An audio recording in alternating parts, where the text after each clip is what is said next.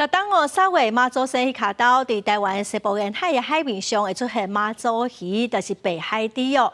今年海委会白海猪研究调查有发现一只新的白海猪，有民间团体就招民众来帮伊号名。咱们来看伊最后是红号什么名？浮浮沉沉的鱼色是白海猪的个人标志，这是渔民伫粉林海域看到的白海猪。逐只白海猪鱼色的形和身躯顶的斑点拢无啥共。研究员表示，这个特征拢通做一个号名的基准。这只是今年发现的白海猪，经过民众的号名甲投票，以即卖名号做贝多芬。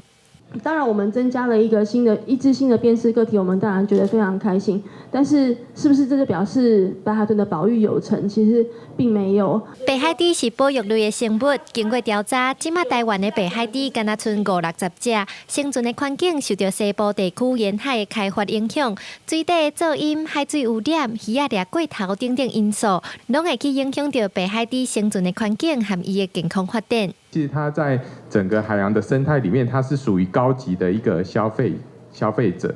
所以，如果今天台湾白海豚它灭绝了，它就等同于台湾西部沿海的一个渔业的一个资源的一个严重衰退。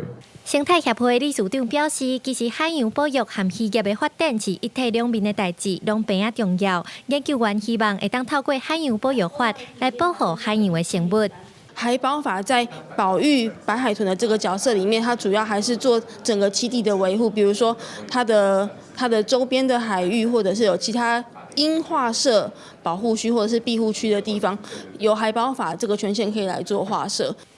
研究员也表示，若针对孤一个个体，也是干那一个指定的区域，保育的成效是真有限。望未来透过海洋保育法的力量，以生态为本的态度去规划保护区，针对规个大环境去改善，才有可能让海洋的保育愈来愈进步，愈来愈完善。